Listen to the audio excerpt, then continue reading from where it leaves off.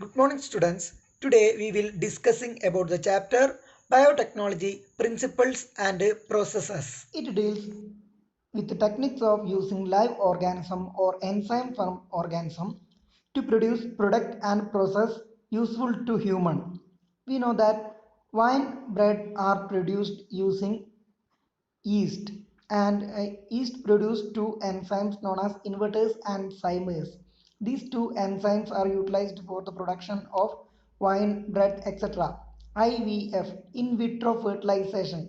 It is another type of biotechnological process. Then the third one is plasmid technology. It is the advanced model of biotechnology technique in which wine bread production are present in ancient time. Also IVF is present in recent times, and plasmid technology is the advanced technique present in biotechnology. These are the principles of biotechnology. Genetic engineering. In genetic engineering, technique to alter the chemistry of genetic material, that means DNA or RNA. The normal composition of DNA and RNA are altered so that we can produce the desirable characters. Second one is maintenance of sterile or in vitro microbial contamination free condition. That means microbial contamination free condition or in vitro. In vitro means outside the body. In vivo means inside the body. So in vitro condition and microbial contamination free condition is necessary for the proper biotechnology. So these are the principles of biotechnology. Invention of plasmid technology jumped the biotechnology into a new era. That means plasmid are extra chromosomal. We can see in this picture, this is a bacterial cell. The bacterial DNA can be clearly observed, and also there is some circular structure other than the bacterial DNA can be seen. This circular structure is known as plasmid. Just we can look into the definition. Plasmid means it is the autonomously replicating circular extrachromosomal DNA present in bacteria. This helps for antibiotic resistance. That means in this picture you can see there is a circular structure. They are extrachromosomal. In this picture we can clearly identify that the bacteria have its own DNA, and these plasmids are extrachromosomal DNA and circular in structure. And the main function of plasmid in bacteria is this plasmid provide antibiotic resistance, specific antibiotic resistance for the plasmid.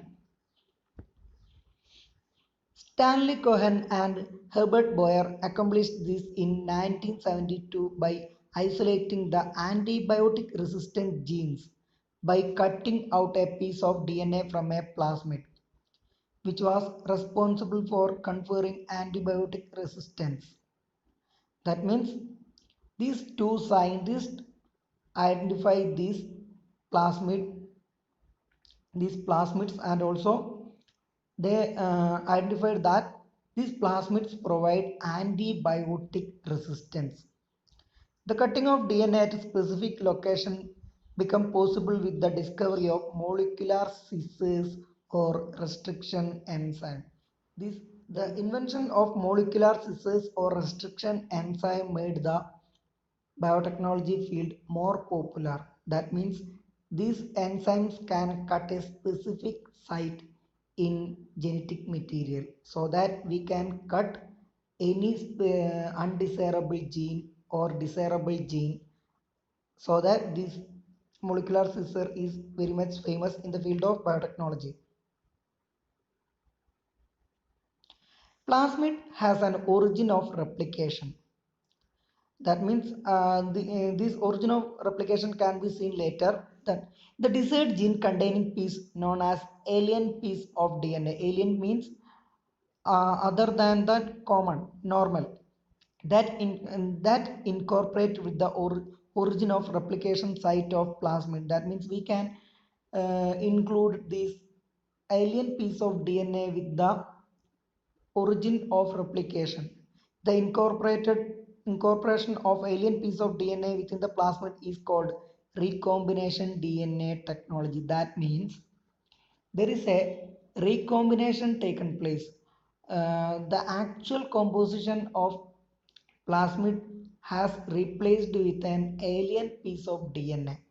That is, the alien piece is the desirable piece, and so that this plasmid act as a new carrier, or and this technology is known as recombination DNA technology. Multiplication of desired gene containing plasmid in the host organism is called cloning. Cutting of desirable gene from the DNA is done by molecular scissors called restriction enzymes. These restriction enzymes are of two types: restriction endonuclease and restriction exonuclease.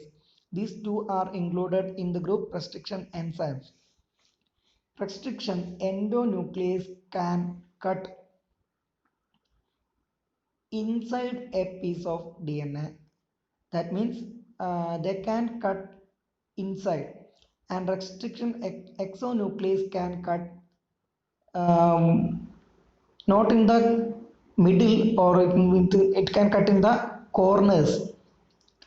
Then this cut piece is then incorporated with the plasmid, and they become sealed by another enzyme called molecular glue or ligases. These molecular scissors and molecular glue or ligase can collectively perform these functions, so that we can cut a undesirable piece from plasmid and add a desirable piece into this plasmid again, and sealed this portion by ligase, so that now the plasmid act as a new carrier, that the plasmid carry a alien piece of DNA or alien piece of desirable DNA. Plasmid act as a vector. This plasmid is incorporated into host organism bacteria, and it get multiplied in suitable medium. This multiplication can be discussed in the last section of this chapter. In this image, we can see a first complete plasmid in the first left corner, and they get one piece is cut from the original plasmid, and it get incorporated with a target gene. Here it is treated as insulin gene, and this cutting is done with the help of restriction endonuclease. Note that same restriction endonuclease must used in plasmid, and also when we use to cut the target gene, also same restriction enzyme is required for cutting in two areas. So this digested restriction enzyme is incorporated with this plasmid. Then this incorporated piece is sealed by DNA ligase. Now the in the right corner bottom portion you can see a new plasmid that carry the blue piece, that means the target gene, insulin gene. So now the recombinant plasmid carry a foreign gene called insulin gene, and this technology is known as recombinant DNA technology. The invention of restriction endonuclease, ligase, and plasmid made the biotechnology more popular and advanced. Then tools of recombinant DNA technologies. First one, restriction enzymes. The enzyme which cut a fragment inside a DNA is called restriction endonuclease, that we discussed earlier. That means enzyme can cut outside and inside. The inside cutting enzyme is known as endonuclease. First endonuclease was hind second. Endonuclease cut a specific site known as recognition site. More than 900 restriction endonucleases are now known. Here is the naming of restriction endonuclease. ECOR1 is a restriction endonuclease. In this ECOR1, E stands for Escherichia, genus name of bacteria. That means E stands for the genus name of bacteria. Here it is Escherichia. CO stands for coli. It is the species name of that bacteria from this plasmid is obtained. That means this plasmid is obtained from a species known as Escherichia coli. Then R stands for strain in which bacteria obtained. First and the last one stands for order in which enzyme is isolated. Here one is the first. This enzyme is also obtained from the first order bacteria. Each restriction endonuclease can cut a specific site known as a recognition site that we tell in the previous slide called palindromic sequence. Only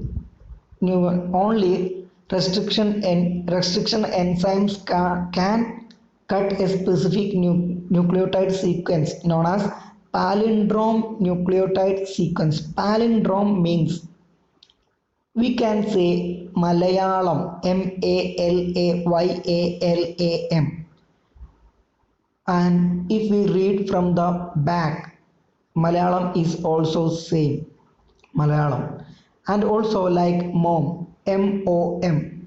If we read from the back, it is also mom. Such a sequence, read from forward and also backward same. Such a sequence is known as palindrome sequence. Here this type of sequence is also known as palindromic nucleotide sequence. Here it is GAATTC. From 5' direction to 3' direction, GAATTC is same in the first strand, and if we look into the second strand from 5' to 3' it is same as GAATTC. Only such a nucleotide sequence can cut by these restriction endonucleases. Second one, separation and isolation of DNA. The fragment of DNA is produced by using restriction endonuclease, and these fragments are separated by a process called gel electrophoresis. Gel electrophoresis means here this cut pieces are of different size and shape, size and weight, so that we can separate this restriction endonuclease. This fragmented DNA by using a technique known as gel electrophoresis. Here agarose gel is utilized. Here we can see this process. We know that DNA is negatively charged, so it can move into positive portion. In the first figure there are 3 or 4 wells. 4 wells can be observed. The cut piece of DNA can be deposited in each wells, and electricity is applied. When the power is turned on, DNA fragment migrate through gel because it is agarose gel, so it can move easily through from negative to positive charge. So the largest and more weight nucleotide sequence moves slowly, and the smallest piece can move faster. This kind of methods we can separate the largest and smallest, and the smallest one get moved, collected and used for our purpose, or largest, if we require largest, we can collect the largest and used for our purpose. Here is the procedure. DNA is negatively charged. So it attracted towards the anode under electric power. We know that anode have positively charged through medium agarose gel medium. The separated DNA can be observed by staining it with ethidium bromide. We know that DNA has no color and also it is invisible by naked eye, so that it will trigger staining. Ethidium bromide is used here, then exposed to UV. Now we can see a bright orange colored band. That bands are DNA. Separated bands of DNA are cut from the gel piece. This step is known as elution. That means the non-visible DNA can be converted into visible by this process, and at last we cut these fragments from the agarose gel and moved into the next stage, and that process is known as elution. Vector. Vector means a carrier of something. Here, plasmid, bacteriophage, can replicate inside a cell without the help of chromosomal DNA. We tell something about plasmid, then bacteriophage means they are viruses that infect on bacteria, so that if we alter the genetic material of bacteriophage, we can alter with the desirable bacteria. Number of plasmid can increases from 15 to 100 or more in a cell by cloning or multiplication. We said that plasmid and bacteriophage is act as vectors, while we commonly used plasmid for our technologies because it is easy to handle and also non such pathogenic. Viruses, all viruses are pathogenic. If we alter the genetic material of bacteriophage, it may be converted as mutated form and may cause diseases. While in the case of plasmid and bacteria, it is comparatively easy to deal. More than 15 to 100, 15 from 15 to hundreds of plasmids are present in a cell and may can be increased by process called cloning or multiplication. These are the features of a vector. Origin of replication, commonly known as ori. It is the replication starting site and also control the number of copies of the vector. We earlier discussed that our desirable gene is incorporated with the origin of replication. Second one is selectable marker, which helps in identifying and eliminating non-transformant and selectively permit the growth of transformant. Example, ampicillin resistant, tetracycline resistant. This selectable marker can be discussed in the later stage. Then cloning site. This is the site for joining the desirable gene to the vector. There are various cloning sites present in a plasmid like BAM-H1, SAL1, PVU1, etc. Here is a picture of plasmid E. coli cloning vector known as PBR322. PBR322 is the name of this plasmid. In this plasmid, you can see the origin of replication, then ampicillin resistant gene, tetracycline resistant gene, and various cloning sites like PST1, PVU1, ECOR1, CLA1, Hind third, BAM H1, SAL1, etc. are the cloning sites. And this is a typical example for a cloning vector called plasmid. Its name is PBR322. Insertion inactivation. If a plasmid containing both the genes, that is ampicillin resistant and tetracycline resistant, that means in this picture you can see in this plasmid there are both ampicillin resistance and tetracycline resistant genes are present.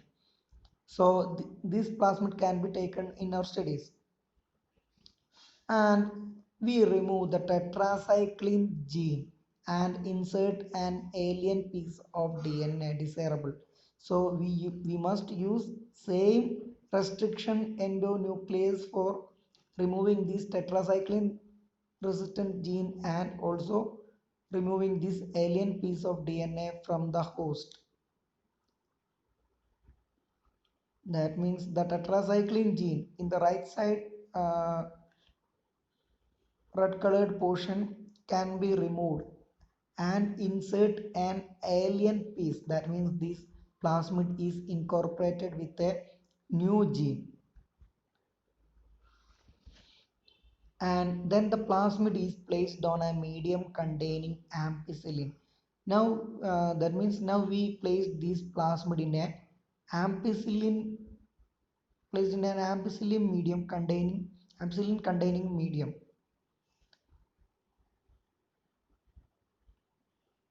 Ampicillin containing medium, the inserted and non-inserted will be survived.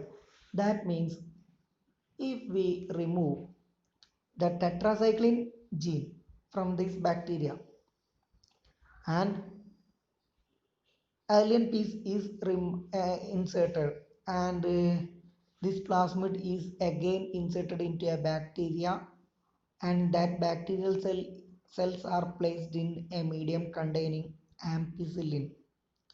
So now also that bacteria contain plasmid, and that plasmid contain ampicillin resistant gene, so that that bacterial cell can survive.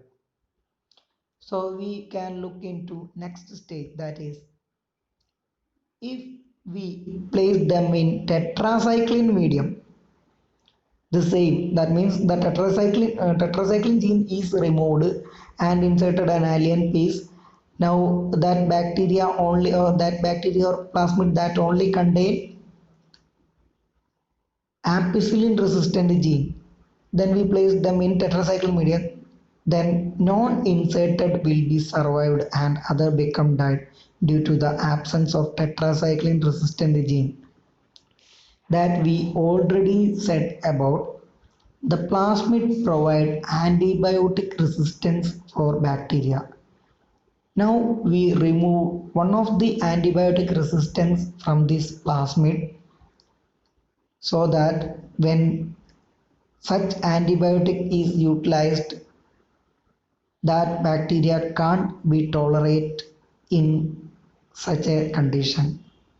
This process of inactivation of gene by inserting of foreign DNA is called insertion inactivation.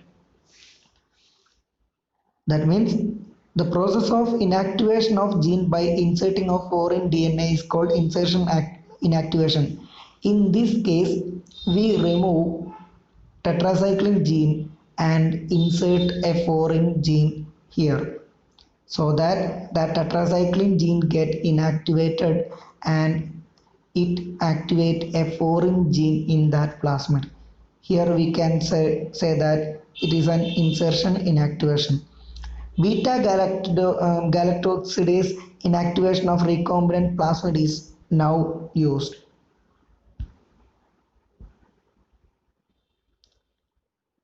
Uh, by such a process, we can alter the pathogenic and harmful effect of some organism into human friendly or animal friendly or plant friendly in nature.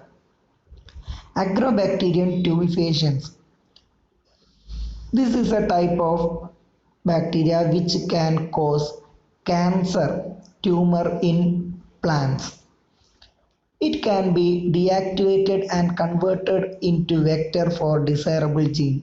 That means we remove the cancer producing genes from these agrobacterium tumefaciens and incorporated that area with a desirable gene, so that when these transgenic agrobacterium tumefacients is infected with that plant, they do not cause cancer, and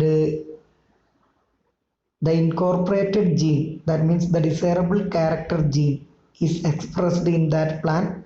So we convert a pathogenic organism into good one. Like the same way, there is a possibility of converting non-pathogenic organism into pathogenic also.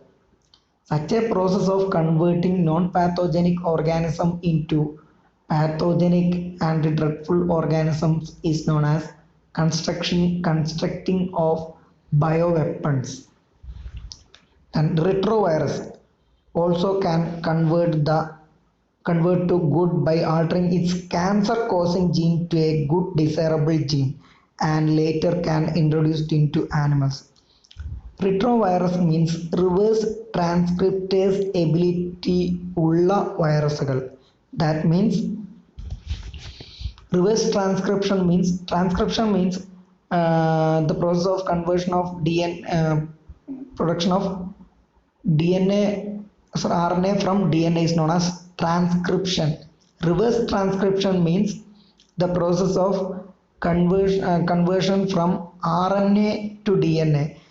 Such reverse transcriptase viruses can produce DNA utilizing RNA. Normally, the process is from DNA, RNA is produced, but this type of organism can convert or produce DNA from RNA. Cosmid. It is also a vector in which cos stands for cos site of lambda phage and MID stands for plasmid. That means it is the collaboration of both lambda phage and plasmid. Then bacteriophage that we discussed earlier. That means bacteriophage is also can be utilized as plasmid. Cloning vector, but the most commonly used vectors are plasmids. We move to transferring the recombinant DNA into host technology. Bacterial membrane is not permeable. We know that bacterial membrane has cell wall made up of N-acetyl glucosamine and N-acetyl muramic acid. So they are not permeable to plasmid. So first of all, we must convert this bacterial cell wall into permeable. For that, we must treat it with divalent cation. Here we use calcium cation. So this divalent cation made pores on it. Then it treat with ice. Then suddenly transferred to 42 degrees Celsius and called heat shock. Then again back to ice. That means first made pores, then transferred to ice, then suddenly transferred to 42 degrees Celsius, then again suddenly transferred to ice. So that made a shocking nature. So at a time, this plasmid is taken by this cell. In another method known as micro injection, this micro injection method and gene gun method etc. are the recent and modern techniques, and the earlier discussed heat shock method is the ancient or the first, not very modern but recently used. Recombinant DNA is in microinjection. Recombinant DNA is directly injected into the nucleus of an animal cell. In another method suitable for plant cells are bombarded with high velocity microparticles of gold or tungsten coated with DNA in a method known as biolistics or gene gun. These micro injection and gene gun methods are adopted as advanced, and the last method used is disarmed pathogen. In such a method, the plasmid is vector which allow to infect the cell, transfer the recombinant DNA into the host. That means the disarmed means non-pathogenic non-pathogenic agents are allowed to infect on bacteria and transfer the plasmid into bacteria. These are the processes of recombinant DNA technology. First one is the isolation of DNA. Second one is the fragmentation of DNA using restriction endonuclease. Third one is ligation of DNA using ligase. Fourth one is culturing the DNA in large scale. First process is isolation of DNA. To isolate DNA, we must first degrade the outer cell wall by treating it with lysozyme. In the case of bacteria, we know that the bacterial cell can be destructed using lysozyme. In the case of plant cell, we can use cellulase because plant cell wall is made up of cellulose. In the case of fungal cell wall, we can use chitinase because chitin is the material that the plant cell is made up of. Then the DNA is situated in nucleus and there also contain RNA, protein, etc. These are also removed by RNase, protease, etc. And no DNAs was used because if we also use the DNAs, the DNA are also disintegrated. Then the non-disintegrated DNA, disintegrated RNA, protein are treated with chilled ethanol. Fine threads can be observed in ethanol and they are DNA. That means the outer cell wall of fungus, fungus, plants, bacteria are made up of cell wall. In the case of animal cell, there is no cell wall. So we must first treat it with various chemicals according to their composition and destruct it. Then the nucleus can be destructed using nucleus, RNAs, protease, etc. And also these DNAs can't be not be used because that DNA is required. Then the DNA cut using restriction endonuclease. DNA can be cut into using restriction endonuclease. Later, this required piece can be amplified using PCR, that means polymerase chain reaction. We know that this isolation of DNA is a complex procedure and required very attention and carefulness. So the constructed DNA piece can be multiplied using a technology known as PCR. This PCR is widely used in the field of medicine, forensic science, etc. In the case of forensic science, only a few samples are obtained. In order to ensure the maximum number of copies, the forensic scientists amplified these collected sample using PCR. We can check how this PCR is working. The full form of PCR is polymerase chain reaction. Three stages are present in a cycle of polymerase chain reaction. They are degeneration, annealing, and primer extension. It can be it can be explained by a diagram. Here we know that DNA is a double-stranded structure and each strands are connected by nucleotides. First of all, we in the first stage, that means degeneration, not degeneration, denaturation. In the stage of denaturation, application of heat is the main procedure. That means 94 degrees Celsius to 98 degrees Celsius, so that this double stranded DNA get converted into single stranded DNA, and that process is known as denaturation. In the second stage, that is annealing. At that annealing stage, the temperature lowered gradually. That means 55 degrees Celsius to 70 degrees Celsius, and so on. And in annealing, the main procedure is the addition of primer. In that primer is a small stretch of RNA that attached with each strands of DNA in the 3 dash end, while the primer at primer's 5 dash end. We can clearly see in this picture. In the 3 dash end, the primer get attached. The next stage, that is primer extension.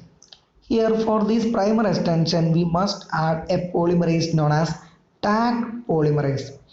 The full form of tag polymerase is Thermus aquaticus. Here we know that the temperature is approximately or averagely above 70 degrees Celsius or 50 degrees Celsius, or and so on, and high temperature is also present. In such a condition, normal enzymes can't work. At that situation, we construct or not construct, we isolate an enzyme from an polymerase enzyme from an organism known as Thermus aquaticus, so that this tag polymerase can withstand in high temperature, and this tag polymerase collect the deoxyribonuclease. That means these deoxynucleotides from this pool and construct the strands and construct the entire strands based on the template strand, so that from a single template DNA, two copies of DNA can be produced at the first cycle. Again, from these two DNA strands, four DNA strands can be produced. So and so on. There is a chain reaction taken place, and around 30 cycles, 1 million copies of DNA can be produced. First stage is degeneration. That means double stranded DNA becomes single stranded by heating in the machine. And the second stage is annealing. First stage is not degeneration, it is denaturation. Second stage is annealing. Annealing means the addition of primer over each single strand of DNA. Primer is a small stretch of RNA. Then the third stage is extension. The addition of DNA polymerase, tag polymerase plus deoxynucleotide is the third stage. Sorry for the trouble. First stage is denaturation, not degeneration. First stage is denaturation. Tag polymerase is isolated from Thermus aquaticus, which can work in heat condition. This polymerase can work even in heat condition. In 30 cycles or more, the DNA become amplified into million copies. Then various methods like heat shock, micro injection, gene gun method, etc. The incorporated plasmid can be entered into the host organism, that is bacteria. Here we move to selectable markers. It can be explained using an example. One cell contains ampicillin resistant gene containing plasmid. That means there are two cells. In the first cell, there is no alteration taken place. Both ampicillin and tetracycline genes are present in that plasmid. In the second cell, the plasmid does not contain ampicillin gene. That means that ampicillin gene is removed and an alien piece of DNA is incorporated. Then both the cells are placed in agar plate containing ampicillin. Then the cell which contains the plasmid, ampicillin carrying plasmid, survives, and the other cell which does not carry ampicillin resistant gene dies. That means we can get an indication. One has ampicillin resistant gene and other has no ampicillin resistant gene. In that indication, we can clearly understood that the non-ampicillin containing gene is the transformant or transformed one. In such a condition, the ampicillin resistant gene is termed as selectable marker. Here we utilized this ampicillin resistant gene for identifying whether it is transformed or non-transformed. So we can call this ampicillin resistant gene as selectable markers.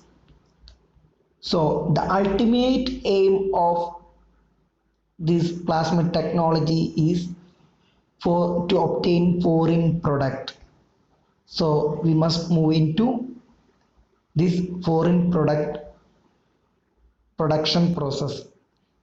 The ultimate aim of transfer of plasmid is an cell is to produce protein inside the cell. That means it is a desirable protein.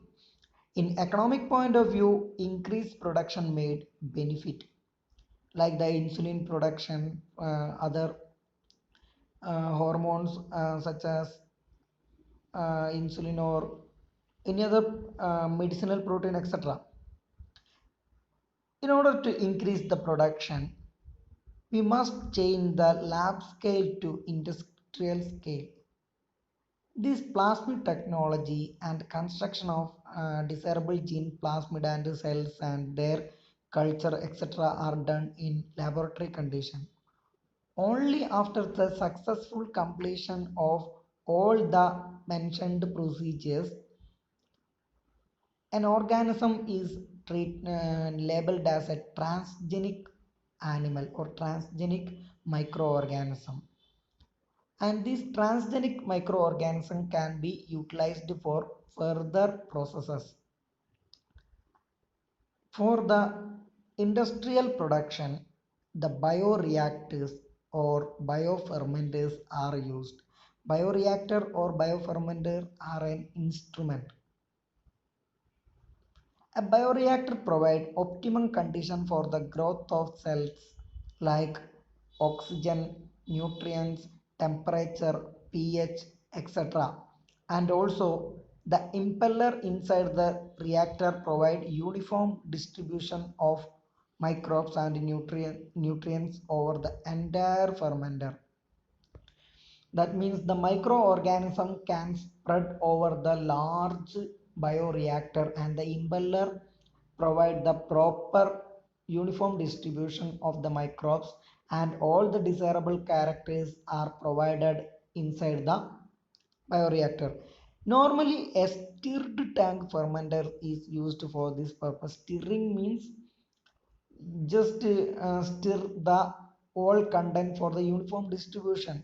That stirring mechanism is controlled by a motor. After the completion of all the processes, the product that obtained as a result of gene expression, that means protein. For example, in the case of insulin, the insulin that now available in our market are produced through these procedures.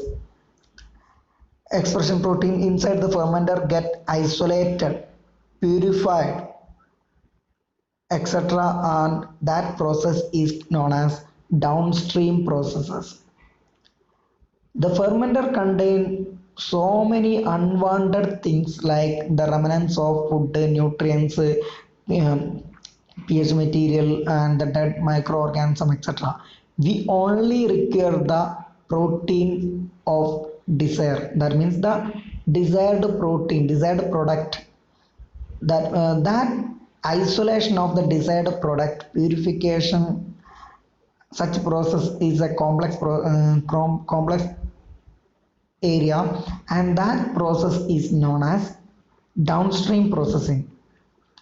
Here we can see a biofermenter or a bioreactor, and the agitation system means it is the impeller. It controls the impeller. Agitation system is the motor. Then feeding pump. The through the feeding pump, the medium containing all the nutrients etc are provided. Then aeration, proper aeration means bacteria, aerobic bacteria required proper proper oxygen. Through aeration we provide oxygen. Then reactor tank, then submerged aerator, then sensor probe, sensor for which product is depleting or which product is available more is can be sensed by these sensors. Then thermal jackets, due to the bacterial metabolic activities there is a chance of production of temperature. So in order to overcome these difficulties, thermal jackets are provided. Then the effluents can be removed using a effluent controller. This is a kind of biofermenter or also known as bioreactor. I hope all the topics that we discussed is understood. Thank you for watching this video. We can see in the next class with a new topic.